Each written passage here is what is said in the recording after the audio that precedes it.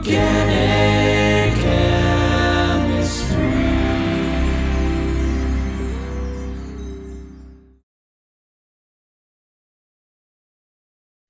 All right, so for this reaction, we're going to look at all the different factors to see exactly what type of mechanism we should use for this. So to do that, first we're going to identify what our leaving group is. So in our current electrophile or substrate, the only possibility that could be a leaving group is chlorine because it's a halogen. And then we're going to see what carbon it's connected to and label that as our alpha carbon. And then remember that the alpha carbon is connected to beta carbons. So we can label this carbon to the left as beta 1 and the carbon to the right as beta 2. So since the alpha carbon is connected to 2 beta carbons, that means that this electrophile is secondary. It is a secondary alkyl halide.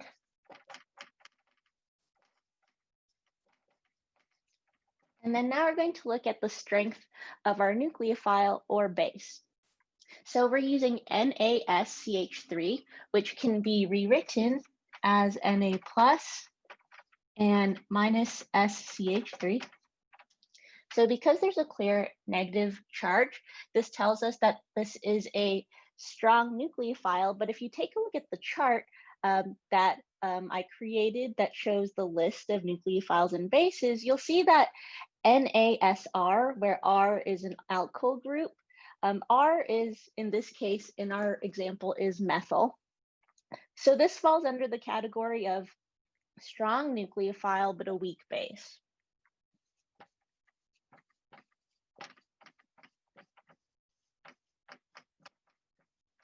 And then DMSO, if you guys recall, is a polar aprotic solvent. So from all three of these factors, this tells us that this reaction is going to proceed via an SN2 mechanism. So if that's the case, that means our strong nucleophile, SCH3 with the negative charge, is going to attack the alpha carbon. And if you want, you can even draw in the lone pairs if that helps. It will attack the alpha carbon, and then our leaving group will leave. So the first arrow goes to the alpha carbon, the second arrow drawn goes from the bond connected from the alpha carbon to the leaving group, and then that gets kicked off. And then one thing that you have to remember though for SN2 reactions is that there is that inversion of stereochemistry.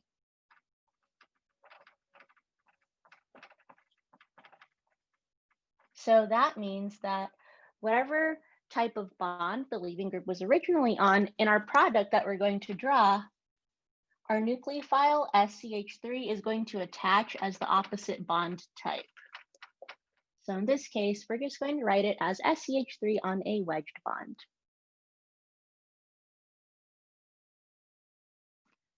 All right, so for this example, let's list the factors. Chlorine is our leaving group, so that means this is our alpha carbon. To the left of the alpha carbon, we can label as beta 1. To the right is beta 2. Since there are 2 beta carbons, that means that this is a secondary alkyl halide. Now we can look at our nucleophile slash base. So sodium iodide, we can rewrite as Na plus and I minus. So if you take a look at the chart, anytime you see NaI or Na with any type of halogen, so it could be NaCl or NaBr, these guys are strong nucleophiles, but they're weak bases.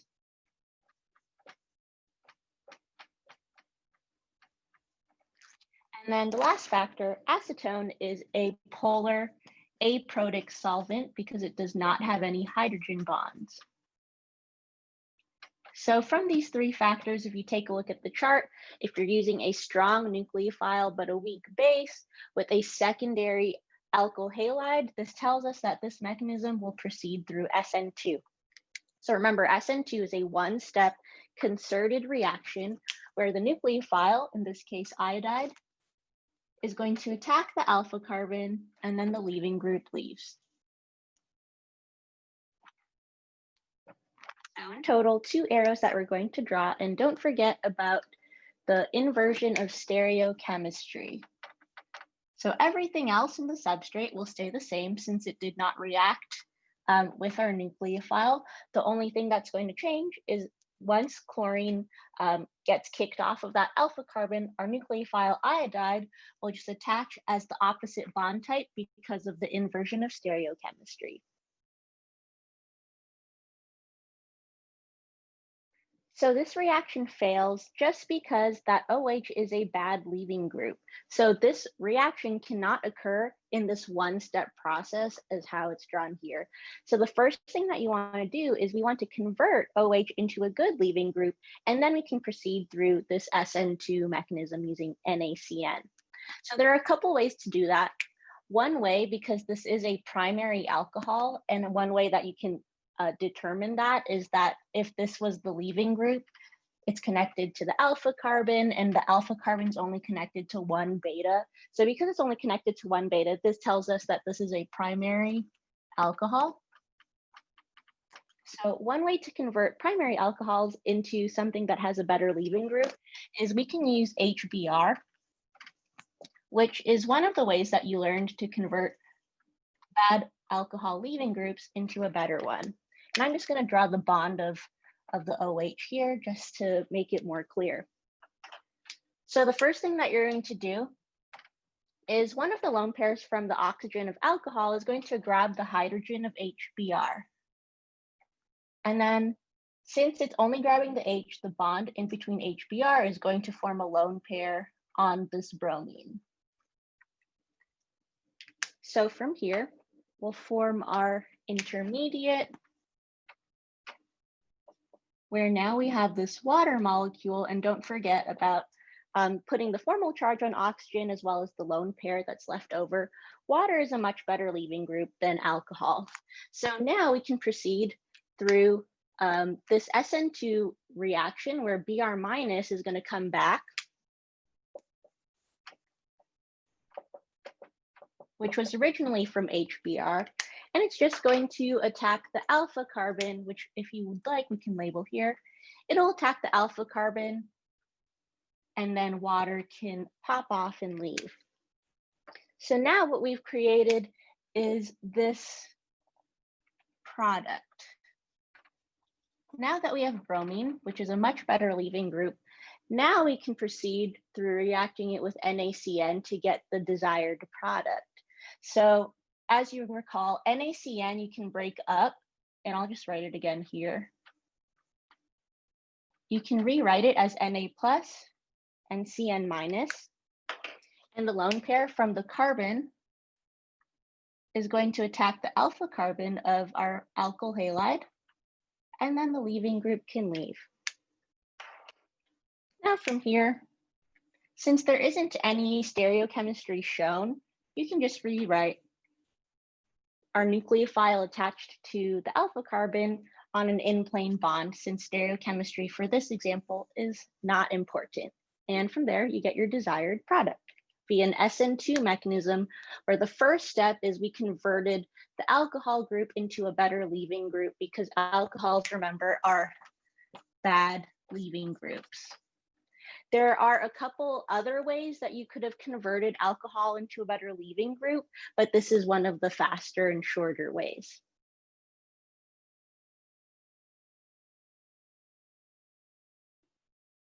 Okay, let's list out the factors of this reaction.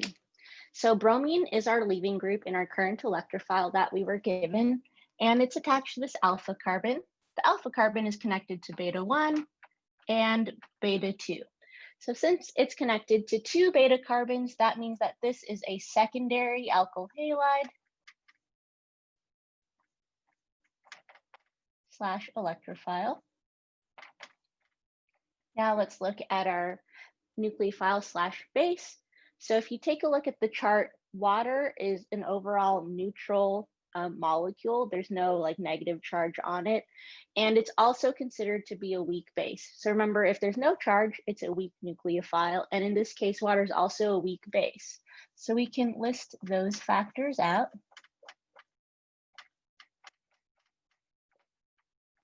And then there's no specific solvent listed in this problem. So water we can assume to be our nucleophile / base as well as our solvent.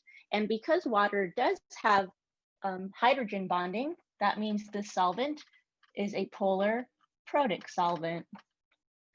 So now if we look at all of the factors holistically, normally this reaction would proceed by both SN1 as well as an E1 mechanism.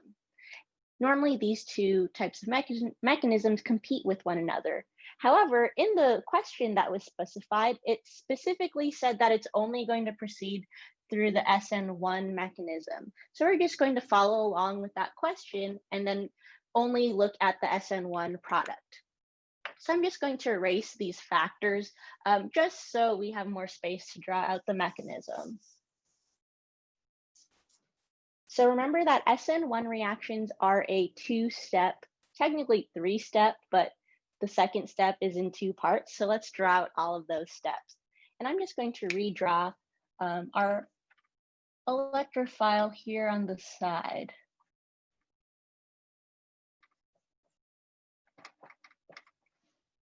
So the first step of SN1 reactions is that our leaving group is going to leave and pop off so we can form a carbocation. So in this first step, the nucleophile does not play a role, which is why this reaction is particularly unimolecular. So bromine leaves and forms Br- that's just floating around, and we're left with this carbocation that is adjacent to this phenyl group. So remember, these particular carbocations are more stable than a normal secondary carbocation just because it has the ability to undergo resonance. So this type of carbocation, just as an aside note, is called a benzylic carbocation, which are particularly stable. But going onward with the SN1 mechanism, now that we've formed our carbocation, now water can come back in. And I'll just draw out the structure of water here. And remember that carbocations are considered to be trigonal planar or flat. So this water molecule can attack either from the front of the carbocation or the back if you assume that this carbocation is flat. So we'll just draw our arrow from one of the lone pairs of oxygen onto the carbocation carbon. So from here, the intermediate that we form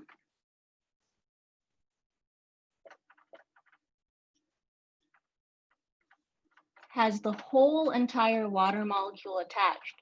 So both hydrogens connected to the water pops on, but you'll see that oxygen has a formal charge of +1 because it has 3 bonds connected to it and 1 lone pair. So in order for us to create a overall neutral product, our leaving group that popped off, the Br- is going to come back and it's going to deprotonate one of the extra hydrogens. So this is the hidden third step of the SN1 mechanism. So Br- comes in and deprotonates one of the hydrogens. It doesn't matter which you choose, but it's only taking the hydrogen atom, not the bond. So the bond is going to come down and form a lone pair on that oxygen atom. And from here, you'll get your final product.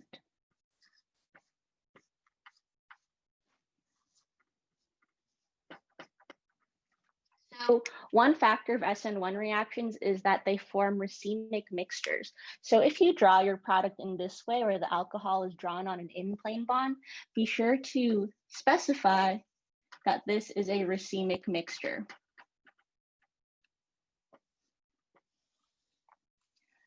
Another way that you could have drawn your products is if you actually specified the alcohol being on a wedged bond or a dashed bond. So if you want, you can either draw your answer as this, as we've shown in the box, or another way to draw it is to show the stereochemistry.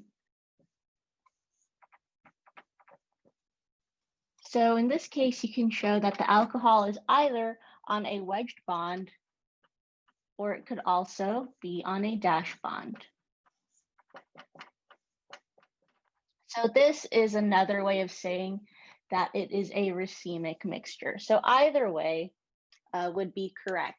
And just to specify, remember the definition of a racemic mixture is you have 50% of R, 50% of S, going back to like stereochemistry and chirality. If your substrate or starting electrophile had another chiral center on it that was not reacting, it wasn't part of the SN1 mechanism at all. But let's say if your substrate had another chiral center, in that case, you would not be forming a racemic mixture because you already have a set chiral center in that molecule, which in that case, you would not be forming a racemic mixture, but rather you would be forming a pair of diastereomers because, for example, one product would be, let's say, RR, and the other product would be RS.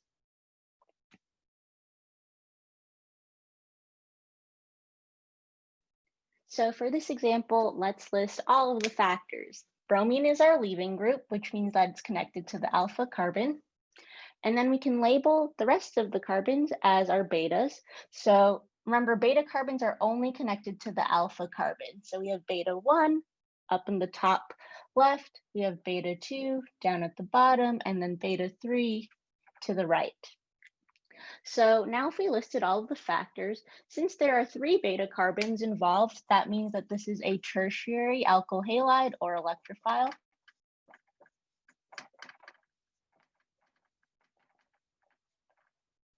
NaOET can be rewritten as Na plus OET minus. And if you take a look at the chart, if you see where NaOET is currently located, this is both a strong nuke as well as a strong base.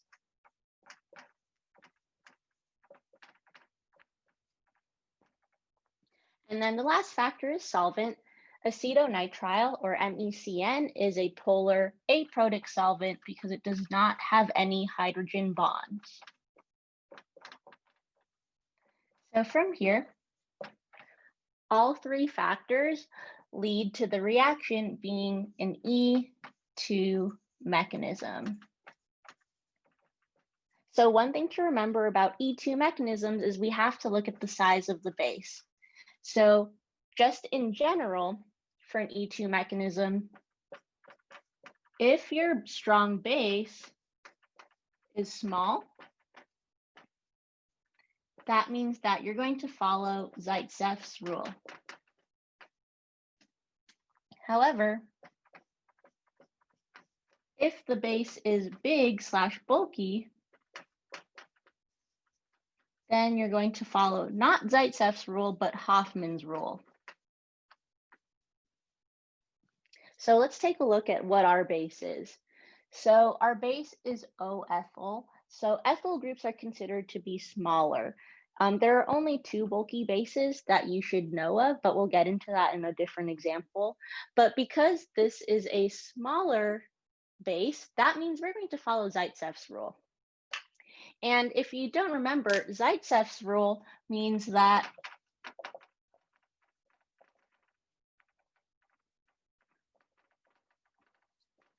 you're going to deprotonate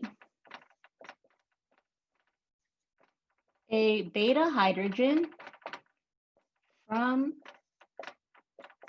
the beta carbon with the least number of H's attached to it. So this is Zaitsev's rule.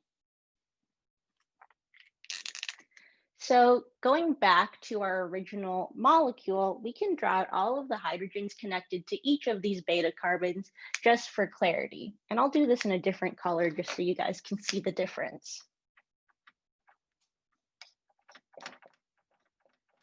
So beta 1 has 2 hydrogens connected to it. And if you don't remember how to fill these in, remember in bond line structures, all of the hydrogens are hidden. So you have to count how many lines are currently drawn. So like in this case for beta 2 at the bottom, since there's only 1 line drawn, that means it's connected to 3 hydrogens in order to fulfill carbon's octet rule of wanting 4 bonds in total. And then same goes for beta 1 and beta 3. There's currently only 2 lines drawn to beta 1 and 3, so that's why we filled in 2 more hydrogens for each of them, just so carbon has 4 bonds in total. So if we're following Zaitsev's rule, we want to deprotonate a beta hydrogen from the beta carbon with the least number of hydrogens, because remember, in general, elimination reactions are different from substitution reactions. The goal of elimination reactions is to form an alkene or a pi bond, not for a nucleophile to attack. In elimination reactions, there are no nucleophiles. We only have bases. So that said, I'm just going to erase these factors just so we have space to draw the mechanism. So for following Zaitsev's rule, we're going to want to deprotonate a beta hydrogen from the beta carbon with the lowest or least number of hydrogens. So we're comparing 2 hydrogens on beta 1, 3 hydrogens on beta 2, 2 hydrogens on beta 3. So beta 1 and beta 3 both are tied, so it doesn't matter which we choose because they both have the same number of hydrogens. So let's just say, let's choose deprotonate a hydrogen from beta 1 because it has a lower number of hydrogens in comparison to that of beta 2. So I'm going to redraw our base just on the side here, just so it's closer to the hydrogens. And our base is going to deprotonate one of the beta hydrogens connected to beta 1. When it does that, it's only plucking off the hydrogen atom, not the bond in between H and beta 1 carbon. So the second arrow that you're going to draw goes from in between the bond between that hydrogen you're deprotonating and the beta 1 carbon, and it's going to go in between the alpha and beta 1 carbons. And then the third arrow you're going to draw goes from the bond connected to the leaving group, and that's just going to form a lone pair on that bromine. So E2 reactions all happen in one step. They are concerted. So the product that you're going to form shows that there's going to be a double bond formed in between beta 1 and alpha carbon, and then we have this one methyl group left over. So let's say you deprotonated a hydrogen from beta 3 instead. That product, you would just get this alkene, which essentially is the same thing as the one we have drawn, it's just flipped over. So if you chose deprotonating from the other beta 3 carbon, it's all good, it's the same product. So you could have drawn this product or this one, either is the same. And remember that this followed Zaitsev's rule, just because we had a strong base, but it was a strong, smaller base.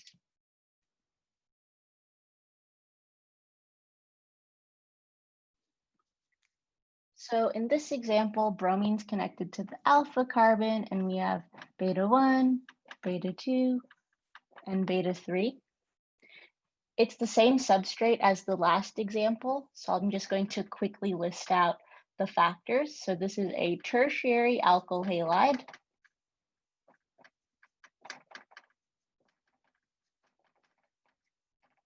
It is a strong base as well as a strong nuke. And MECN, or acetonitrile, is a polar aprotic solvent. So this tells us that this is an E2 mechanism. So remember, for E2 mechanisms, now we have to look at the size of the strong base, because that will help dictate which rule we're going to follow. So potassium tert butoxide can be rewritten as K plus and O minus, OTBU minus. So tert butyl groups are quite bulky. So because we're using a strong, bulky base, we're going to follow Hofmann's rule instead of Zaitsev.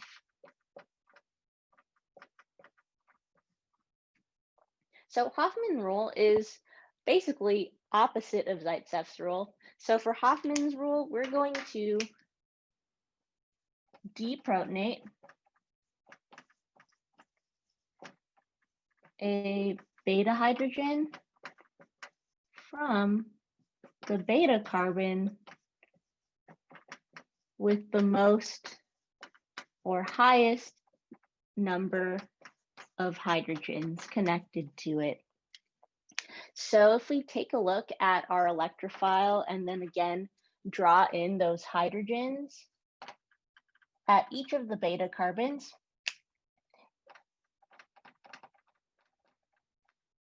so beta 1 has 2 H's, beta 2 has 3 H's, and beta 3 has 2 H's. So between betas 1, 2, and 3, the beta carbon with the most number of hydrogens, in this case, is beta 2. So we're going to deprotonate using our base, our strong bulky base, we're going to deprotonate a hydrogen from beta 2.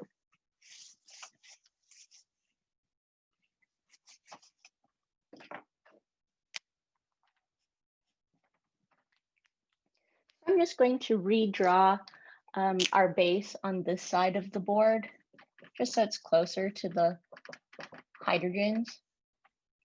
So we're going to deprotonate any of the 3 hydrogens connected to beta 2.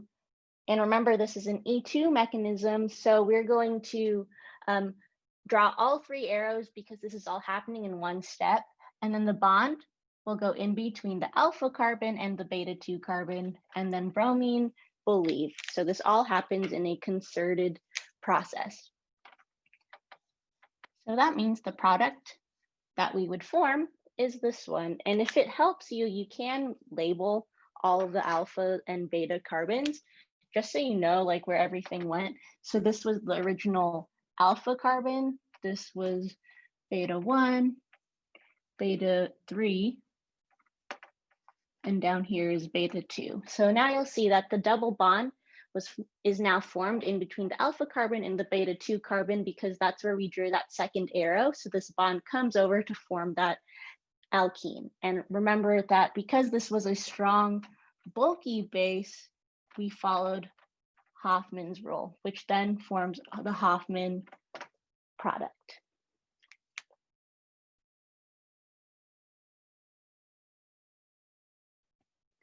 All right, so for this reaction, we're trying to predict what reactant we should use to form the following product. So as you can see, we're starting off with a tertiary alkyl halide, and we're ending up with an alkene. So this tells us that we're not going to do either SN1 or SN2 because in the end product, we formed a double bond or an alkene, which will guide us towards we are using either E1 or an E2 mechanism. So now that we've narrowed it down, trying to decide which type of reagent we should use or reactant. So now that we know that we should be using some sort of base, now let's take a look and see at what positions or what carbons were where the double bond was formed.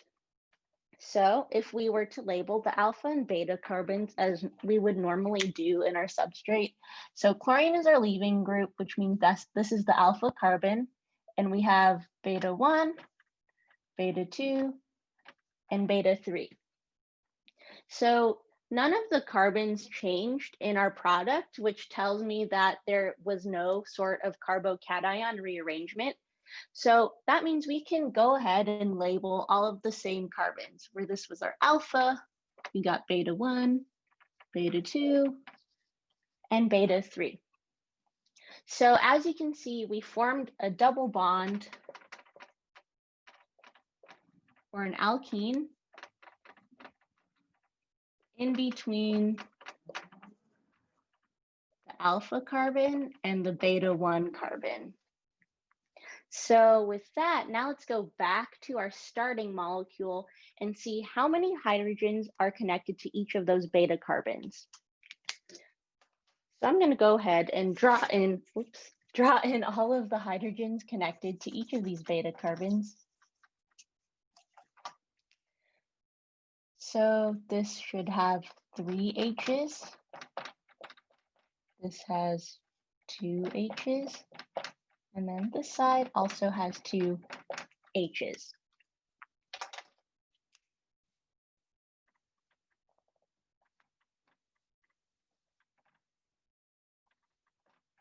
Okay, so because in our product we formed a double bond between the alpha and beta 1 carbons, beta 1 has 3 H's.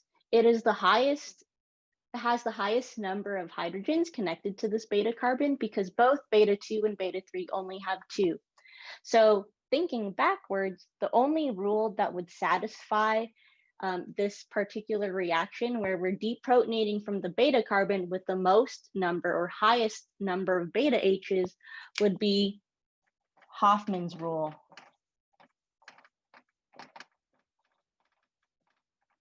And then thinking backwards again, what types of bases or strong bases satisfy Hoffman's rule?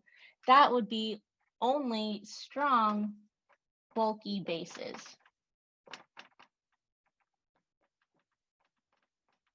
So there are only 2 types of strong, bulky bases that you guys need to know for this class. And one would be potassium tert butoxide, or KOTBU. And just in case, that looks like this. So an oxygen connected to a tert butyl group. So it is quite bulky. And then the other type of strong, bulky base is LDA, or lithium diisopropylamine. And that looks like this, where you have a lithium atom and then a nitrogen group connected to 2 isopropyl groups. So also quite bulky. So you can choose any of these 2 bases to fit into this box. Just choose one though, not both. Only one base will suffice to form this product. And yeah, so just to summarize, this is an E2 reaction that is undergoing Hoffman's rule because E1 reactions are exclusively forming Zaitsev products. The only mechanism that is allowed to form Hoffman's rule is E2, but only if your strong base is also bulky.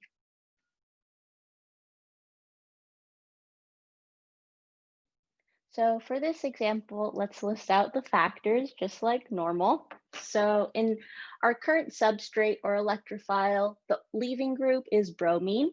So we're going to label the carbon that's connected to bromine, which in case would be this one, as our alpha carbon. And then we're going to label all of the beta carbons. So we have beta 1 up at top, beta 2 down at the bottom.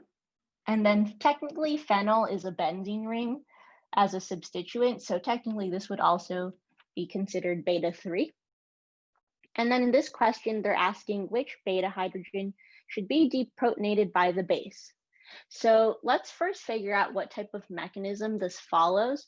So currently this is a tertiary alkyl halide / electrophile. NaOMe is a strong nuke as well as a strong base. And acetone is a polar aprotic solvent because it does not have any hydrogen bonds. So from these factors, you can take a look at the chart. This should lead you to this being an E2 mechanism. One characteristic of E2 mechanisms is that they prefer the leaving group and the beta hydrogen that's being deprotonated to be antiperiplanar. Super long word, but all that means is that the leaving group and the beta hydrogen bond types should be opposite, meaning one should be on a wedge and one should be on a dash. So they should just be opposite from one another. So as of now, bromine is our leaving group and it's currently on a wedged bond. So this means that the beta hydrogen that we choose to deprotonate should be on the opposite bond type, which in this case would be a dashed bond. So if we're taking a look at all of the H's connected to our beta carbons, on beta 1, the hydrogen is on a wedged bond. So in this case, this hydrogen cannot be deprotonated from because they're on the same bond type as the leaving group. So now let's look at beta 2. So on beta 2, we have one hydrogen that's on a dashed bond. So this tells us that this has the potential to be deprotonated because they are antiperiplanar. because one is on a wedge and the other is on a dash. And then for beta 3, this phenyl group does not have any hydrogens attached to it, so we can count that one out. So for this question, we're going to want to deprotonate from the beta 2 carbon, so this hydrogen connected to beta 2, just because it's antiperiplanar. So I'm just going to redraw our base. So in this case, it would be OMe minus, and it's going to deprotonate the hydrogen that's antiperiplanar to the leaving group. The bond will go in between the alpha and beta 2 carbon, and then our leaving group will leave.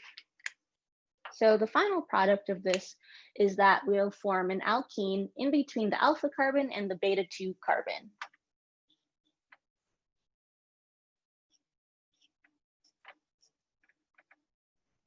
And remember, when you're drawing anything connected to an alkene, it loses stereochemistry, because recall that alkenes are considered to be flat or planar just because you have two sp2 hybridized carbons. So although in the original molecule, this methyl connected to beta 2 was on a wedge, in your product, you lose that stereochemistry because it's directly connected to the alkene. Same thing with the phenyl group that was originally on a dashed bond. Because it's connected to the alkene as well, that also loses stereochemistry, so it's also drawn as an in-plane bond. The only thing that you keep the stereochemistry of is the ones that did not participate in the reaction, or anything that's not connected to an alkene. So in this case, the methyl group and the hydrogen that was on the beta 1 carbon, since this is not connected to an alkene and it also did not participate in the reaction, that stereochemistry is staying the same or is maintained in the product.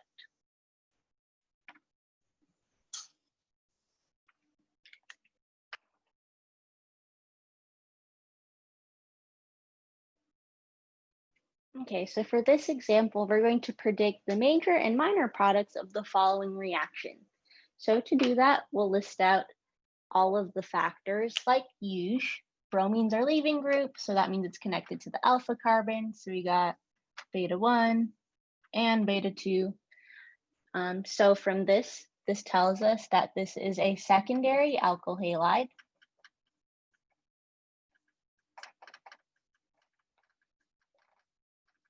Methanol is both a weak base as well as a weak nucleophile. And since there's no solvent that's specifically mentioned in this problem, we can assume methanol is also our solvent. So because there is a hydrogen bond in that alcohol group, this is a polar protic solvent. So these factors, if you take a look at the chart, tell us that this is going to be both an SN1 as well as an E1 mechanism. So we're going to first do the first step of this reaction, which is the same for both SN1 and E1 mechanisms. And that first step is for the leaving group to leave to form a carbocation. So I'm just going to erase these factors just for more space.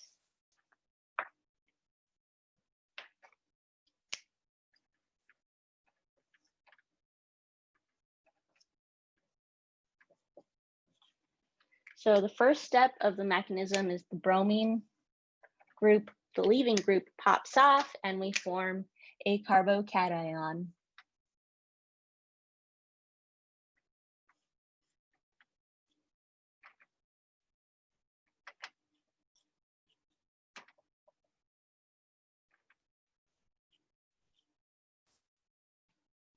So from here, we currently have a secondary carbocation, which isn't as stable as a tertiary carbocation. And notice that the carbocation is also adjacent to the cyclopentane ring. So what we're going to do is we're going to perform a carbocation rearrangement. And before we do that, though, I'm going to label all of the carbon atoms. So starting with this at the end of this carbon chain. So this will be C1. C2 is where the carbocation is currently situated. This is C3, 4, 5, 6, and this methyl group we can label as C8.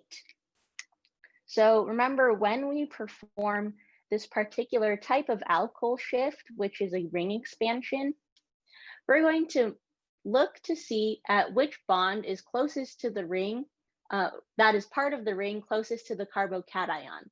So our carbocation is currently on C2, and we're going to want to do a ring expansion, which means we're going to move either bond that's closest to the carbocation that's part of the ring. So in this case, the C3-C4 bond is part of the ring and it's closest to that of the carbocation. So we're going to choose this particular bond to move over. So you're going to start your arrow from the middle of the bond that you're breaking, and it's going to attack the carbon connected to the carbocation. So in this case, C2.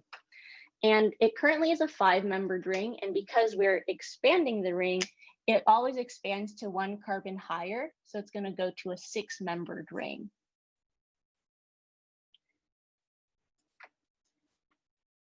So you're probably wondering, how did I know how to draw this? So if we were to number our carbons, this is currently carbon 1, and carbon 1 is connected to carbon 2. So if we look at the carbon placement 4, 3, 2, these are the bonds and the carbon atoms that are involved. So I normally just you can write it out at the bottom, 4, 3, 2, and the carbocation is currently on the C2 carbon. And then if you do the same thing for the ring expanded intermediate, it changes from 4, 3, 2 into 4, 2, 3. So the carbon that had the carbocation is literally inserting itself in between the bond that you're breaking, and the carbocation will stay on the atom that is closest to the right side. So instead of 4, 3, 2, it will be 4, 2, 3.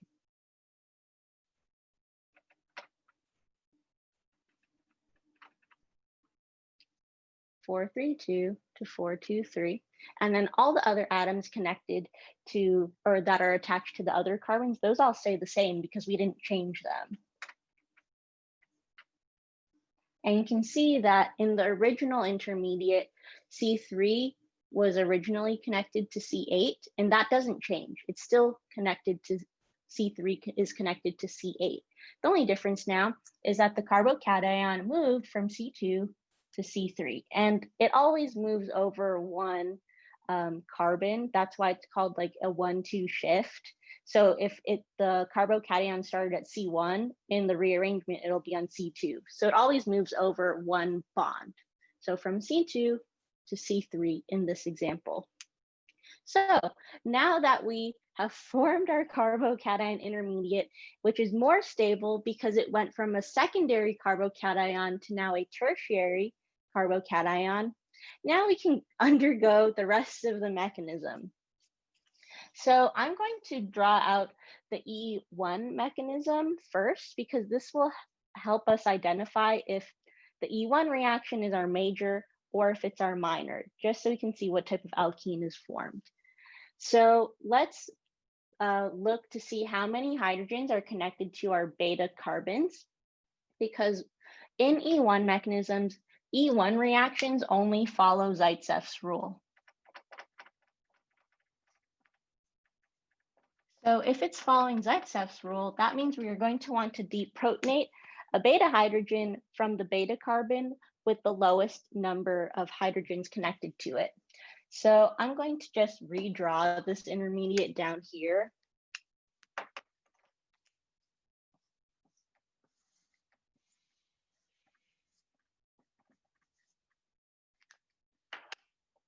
And if we were to draw in all of those beta hydrogens, wherever the carbocation is newly placed, that's our alpha carbon, which means we have B1, beta 1, beta 2, and beta 3.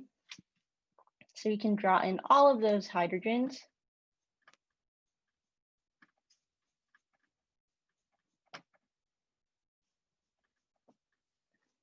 Alrighty, so from what we have drawn, Beta 2 has the lowest number of H's because it only has one hydrogen. So in order to form Zaitsev's product, we're going to want to deprotonate the hydrogen from beta 2. So going back to what our base was, it's this weak base. So methanol will come in.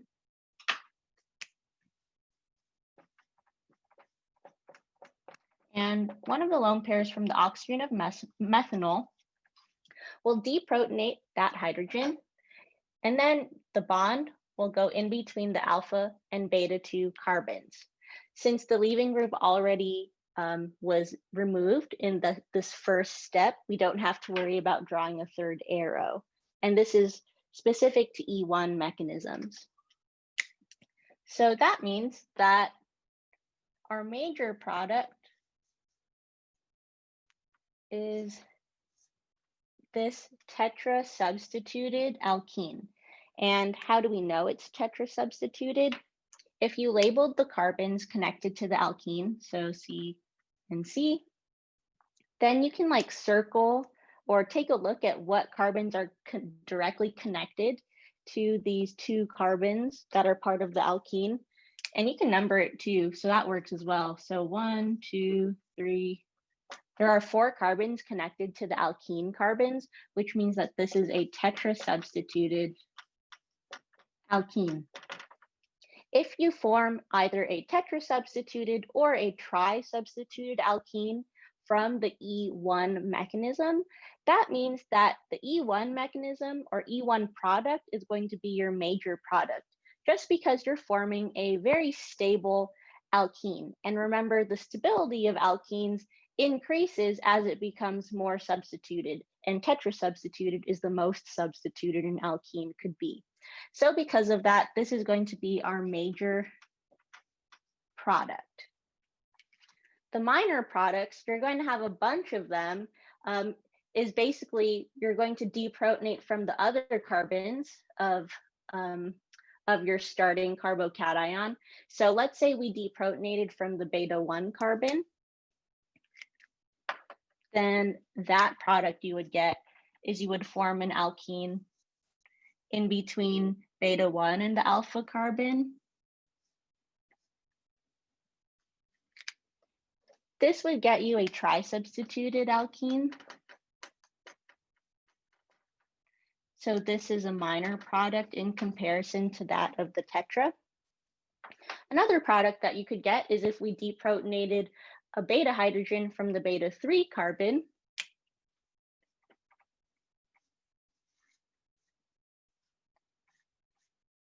In this case, you would get a di-substituted alkene, also a minor product. And then another minor product that you could get is if you performed an SN1 reaction with this carbocation. And I'll just draw that up here.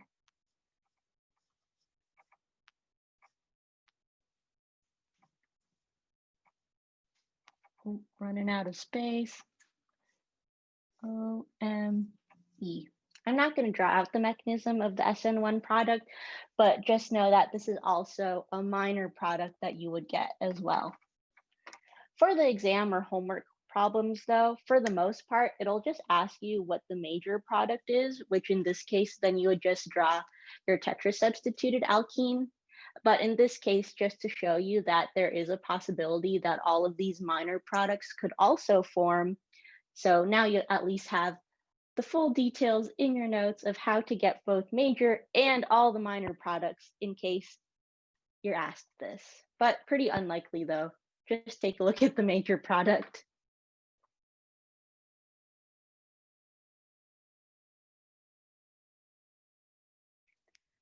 So for this reaction, it's asking you to draw the mechanism, and it's specifically saying it's only going to proceed by the SN1 mechanism.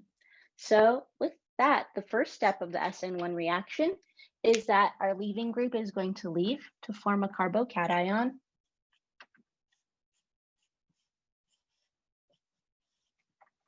And then if you take a look at our product, you'll see that the alcohol group has moved over 1. And how you would know that is if you numbered your carbons, you'll see that the original leaving group was on C5, but now the alcohol is at the C4 position. But none of the other carbons moved. It's just the position of where the nucleophile ended up attacking.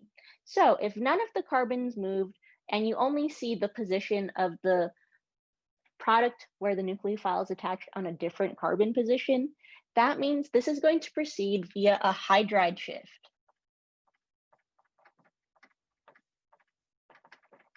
And whichever carbon the nucleophile is now placed on, so in this case it's on C4, that means we're going to move a hydrogen from the C4 position. So currently C4 has 2 H's, and I'll also draw in the H where this carbocation is placed as well. So if I were to number everything, so one of the hydrogens from C4 is going to move to the C5 position. And when that moves, that means the carbocation will move to the carbon number where the hydrogen from the hydride shift was originally placed. So in this case, the C4 position.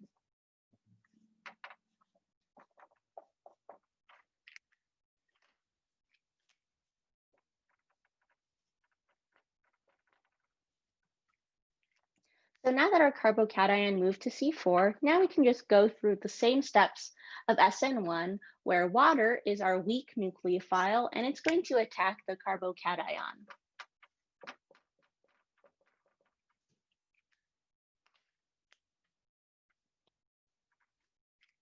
And remember, carbocations are flat, so the water could attack from either face of that carbocation.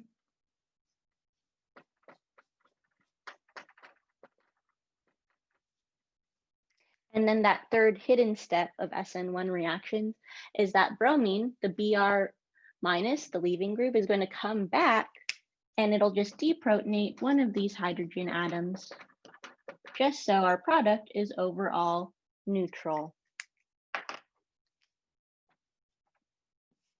And from there, you get the product. So remember to specify this as a racemic mixture.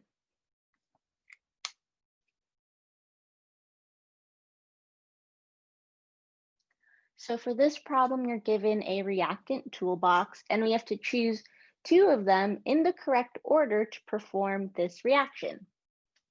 So first, let's look at what we have in our toolbox and then analyze what type of reaction they are normally used for. So the first reactant is HBr. And if you have HBr with, in this case, an alcohol group, HBr would change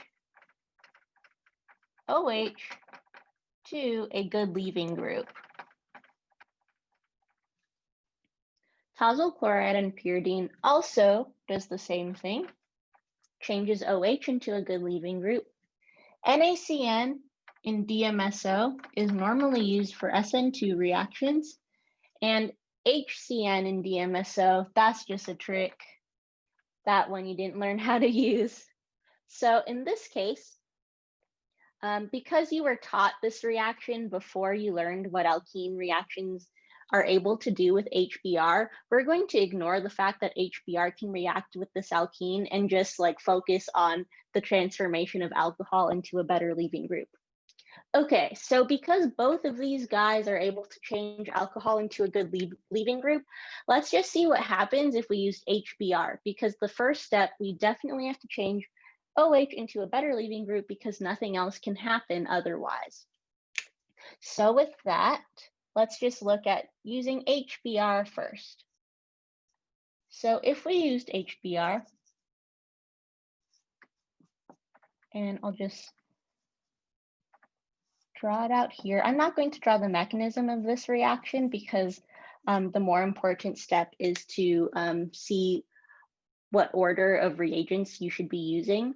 So HBr is a good way to change alcohol into a good leaving group, but remember that when you do this reaction, it does change the stereochemistry because it is technically an SN2 mechanism. So you would get bromine on a dashed bond. And now from here, because we want CN as our final product, then the only other reagent that uses an SN2 reaction is NaCN in DMSO. But remember, SN2 reactions invert the stereochemistry, which is exactly what happened in this first step. So the final product would be the CN attaching on a wedged bond. So this is different from what the product has specified. So because of that, we cannot use HBr as a reagent to change it into a good leaving group. So let's see what happens if we used tosyl chloride instead. So if we used tosyl chloride and pyridine, remember that when you use this reagent, you do not change the stereochemistry of your initial alcohol. All you're doing when you add tosyl chloride is the OH group just changes to O-tos, and its stereochemistry stays the same. So the second step is to perform the SN2 reaction. And from here, you would just get the CN group adding on a dash, because remember, SN2 reactions do have the inversion of stereochemistry. So this tells us that the correct reagents in order to perform this reaction would be the first step, using tosyl chloride and pyridine. Second step, NaCN in DMSO.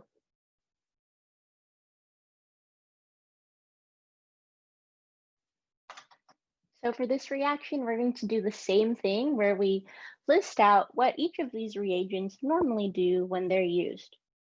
So NaOET in DMF is normally used if it's a secondary alkyl halide or secondary electrophile. It's normally used as an E2 reagent. Tosyl chloride and pyridine changes OH to a good leaving group. ETOH is a weak base as well as a weak nucleophile. So this is used as an SN1 E1 reagent, and Ki in DMSO is normally used for SN2 reactions. So now let's take a look at what type of reaction we're trying to achieve. So in this case, we're starting with an alcohol group, which is a bad leaving group. So definitely we have to turn this into a good leaving group for any type of reaction to occur. Based off of our toolbox, the only reagent that changes it to a good leaving group is tosyl chloride. So from here, if we use tosyl chloride, that means that the alcohol group will change from a wedged OH to a wedged O-tos.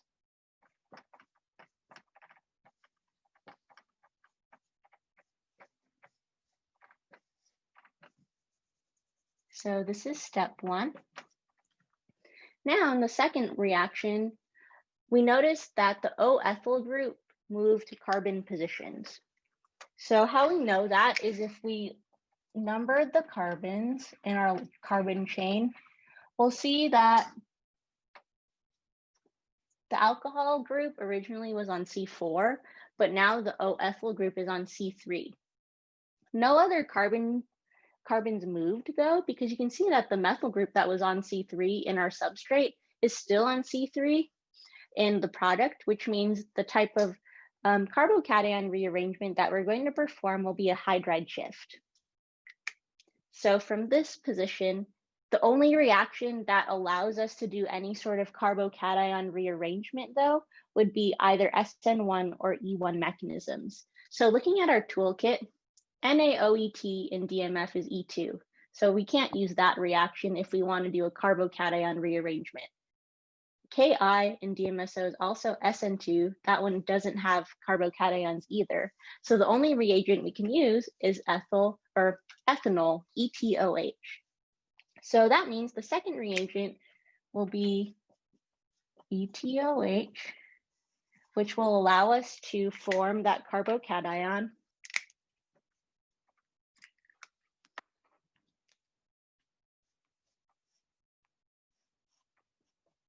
And then a hydride shift will occur.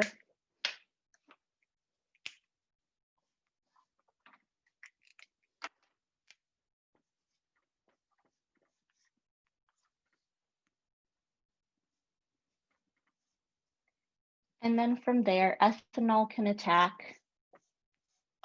And I won't show all the steps of that mechanism since you guys already have that in your notes for SN1. And then from here, you just form the final product.